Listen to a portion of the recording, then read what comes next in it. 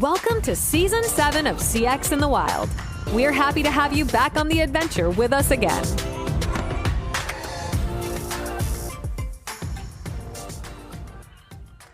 Welcome to CX in the Wild, here live at CCW. Natalie, it's amazing to have you live and in person. I think we've been trying for a year since the last show to get together in person and do something live. Let's start out by just sharing with the audience who you are and what you do. Okay, my name is Natalie Beckerman. I am currently the Global Head of Customer Support Operations for IHG Hotels and Resorts. Wow, fancy title. What do you believe in? What do I believe in? What does that mean?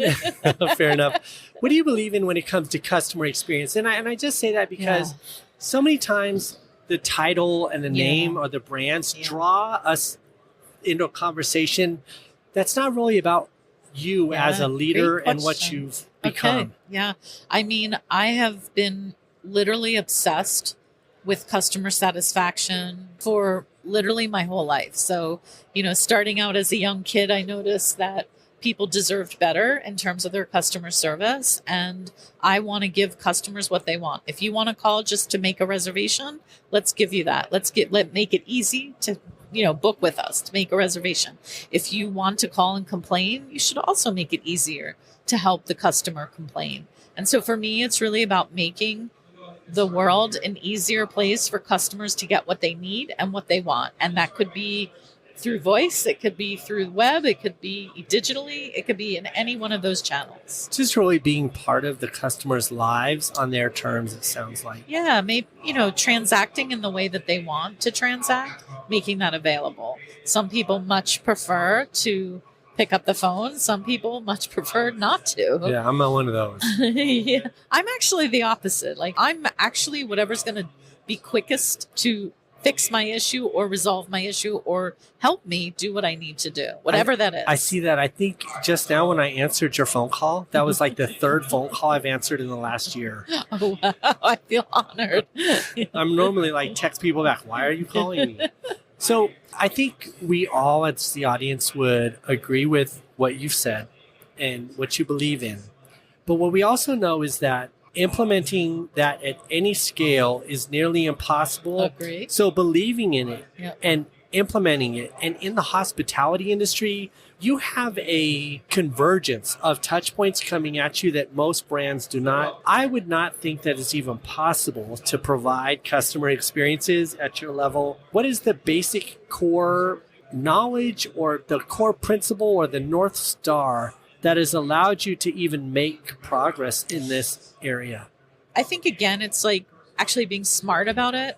Now, be smart. Well, let me rephrase that, because we have to be efficient. We can't try and be effective as well. Just be efficient. You have to have both. And like you said, you're not always going to be able to provide those levels of service. And so I think as an organization, as a company, I've worked for many different industries. I've worked in telco, I've worked in home services. That for me is the dream, but it's not possible, like you said. So you have to be smart about it. What's the best way to, you take your call types or your call reasons and you decide, how do we want to support those? Is it going to be digitally? Does it make sense to make it digitally? For example, for me, if a customer wants a copy of a bill, I want to make it easy for them to get the bill. I don't want to speak to them. It should be, yes, we want a copy of my bill, make it easy, send it out. It might be a back office, function or someone sending it out after, but it should be really easy. We allow the customer to request that in the website.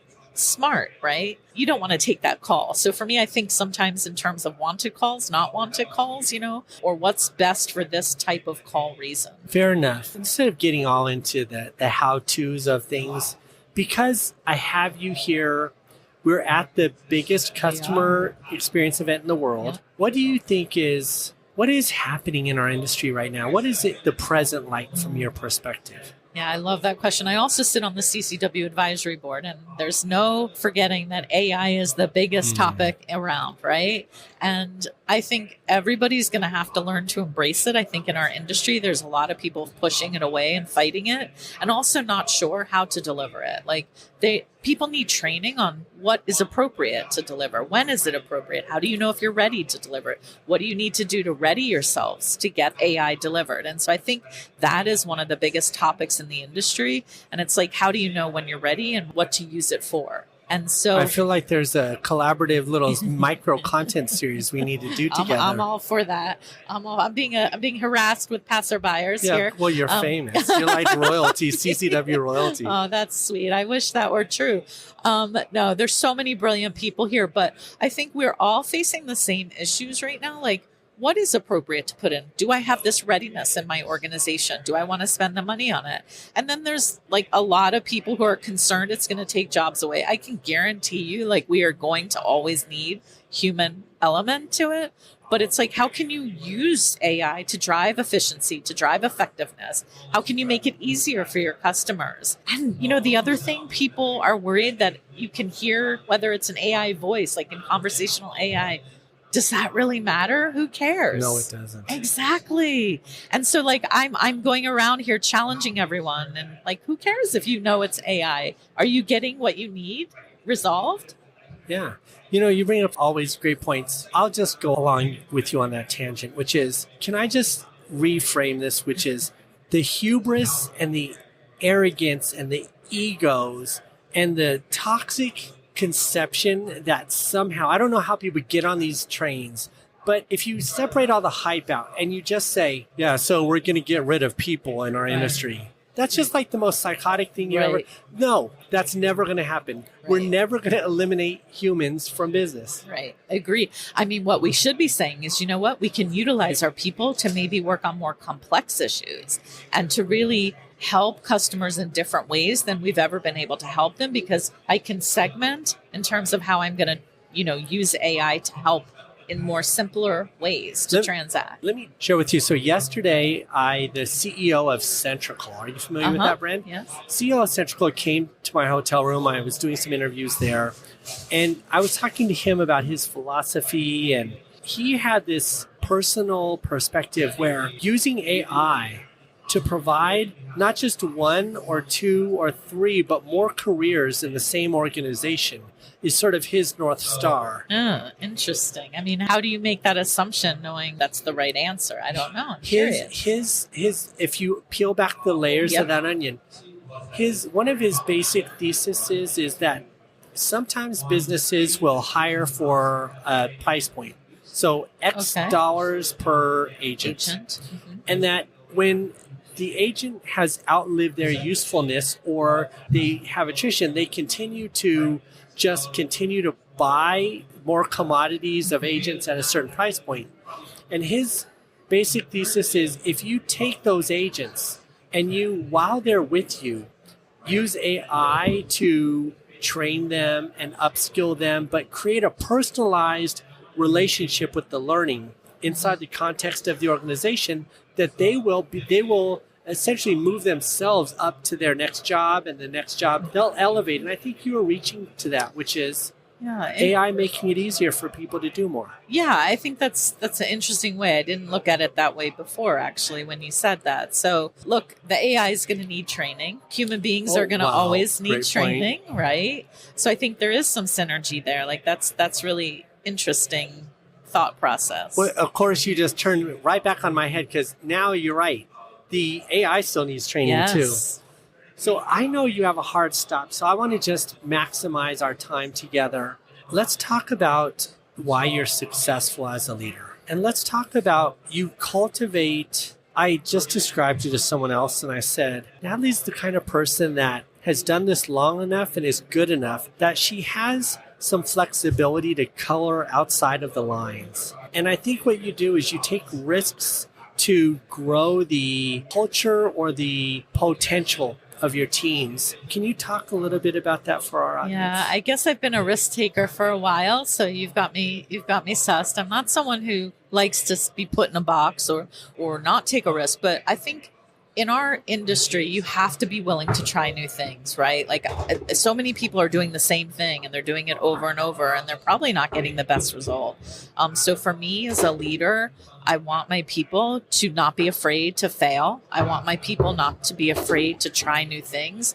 And I want to allow my people, and including myself, to be able to try things that are completely different, because they might actually solve the problems that we have. And so, like, one of the things I'm proposing right now is to use real-time voice translation, something very new on the market, to solve a very, very expensive issue that we have with servicing our customers. And so, I'm pushing boundaries all the time, like pushing. That is, we've heard about people wanting to use real-time language translation, but pushing that boundary and delivering it. For those of you pioneers who do solve for that and can scale it even on some level, you're going to be transformative, not just for the brand you're in, but for all of us to see the potential. When you push the boundaries, of course, technology, you're in a great vantage point to see the horizon and pick technologies. But what does it mean to push the boundaries for empowering the agents? Yeah, great question. You know what? Allowing them to talk to customers in a way that the situation fits. So they can get emotional. They can show emotion. They don't have to be process, right? Too often we say, oh, I can't do that because I'm not allowed to do that. It's like, how do you think it's best to service the customer in the way that they need to be served?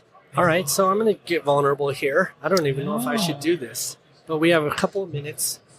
Vulnerable moment for me. I've done a lot of work in South Africa, and I did have an agent reach out to me. I met her on my travels, and a year later, she called me, she WhatsApped me and said, hey, I met you in South Africa. I've been out of work for quite a while. Wow. And just putting it out there that I could really use some help with my family. And as you know, agents in that part of the world, they don't cost a ton of money. So I WhatsApped her back and I said, first thing, you're hired. I don't even know what for, and I'm sending you a paycheck now because I already know a month of salary for you is something I can do and I will do it. So I sent it to her. So she was like, okay, great. What are we going to do? And I said, well, I don't know. Let's figure it out. Long story short, there were a number of other agents also. So I ended up with my own little micro call center in South Africa that I have right now. Nice. So here's what my vulnerable moment too is. First of all, I don't know anything about running a call center, but they do. But one of the things that was blindingly different from, because I'm outside of the industry, I don't have the rules. They were making some calls and I was listening to the recordings and the people were rude to them. And they were like in a script mode, like just taking it. And I followed up and I said, from now on, the minute anyone is rude to you, just say, I can see you're not someone we want to talk to, and pass. Yep. And I have the luxury in that, but I feel what you do, which is I was like, this is not a job for you to be punished. We reach out to people to offer them a benefit from the global voice of CX. We should be a beacon of hope and positivity to them. And if people are rude to you, take them off our list. Yeah, I love that. I mean, first of all, I love that you helped, these agents out in South Africa. Amazing. But secondly, I mean, I think they're super lucky because they have a chance to help you in terms of delivering something so critical. But I think you're right. I think the world does treat people really badly on phones, and it's not fair. And I don't think anyone should ever have to handle abuse or frustration on a phone. But again, I think that's a skill set we do have to teach our people, like how to de-escalate a situation, how to de-escalate an angry customer, but also to remind them that they're here to help them. They're calling to help, and they're taking the call to help them. And so I think that's one thing that I have always taught my agents in the past. Like, if you're being abused on a phone, you absolutely can let the caller know you're going to hang up and you're going to disconnect the call. See, and this is why I love leaders like you. Thank you for being that way, because at your level, you either indirectly or overtly or inovertly, you do set the culture and stage for our entire industry in some level. And having leaders like you makes a huge difference to those agents everywhere. Yeah, I'll give you an example. I mean, there was one company I worked at where one of our agents was being abused on the phone terribly. And she was it was a customer who wanted to renew their insurance policy, or their policy, I should say. And she was literally being abused, and she kept trying to disconnect the call, and he made a huge complaint. But in the end, I actually said, we will not accept you as a customer, because he not only was abusing the agent, he was being racist on the call. And I stuck up for her, and I got legal's approval to not take this customer. And it was huge. I mean, of course you want the revenue, right? It's huge. But I believe that those agents have the hardest job, like the hardest job of anyone. Yes. And I'll just chime in with you because I had a similar experience, not at your level of magnitude, but recently, because I book podcasts, I try to get voices, and I had a guest that I wanted to book, and my producers reached out, and then the guest got a little rude. And so I just jumped in the chain and I said, hey, we're going to pass right now on this interview. And my producer came back and said, why did you pass? We wanted that interview for so long. And I said, because they were rude to you, period. Yeah, there's no room for that, right? And it's unnecessary. I mean, my closing words will be like, we just need to treat people and each other with respect, right? Absolutely. And that, I think in contact centers, it's really easy to forget that these are human beings as well on calls. These are human beings interacting with human beings. Natalie, I'm going to let you have those final words. I know you have a hard stop. Thank you for stopping in and being on the show today. Loved it. Thank you very much. Thanks for joining us today. If you'd like to access other podcasts, YouTube videos, or join Dennis on other adventures around the world, be sure to connect with us at www.globalvoiceofcx.com. Until next time, stay curious.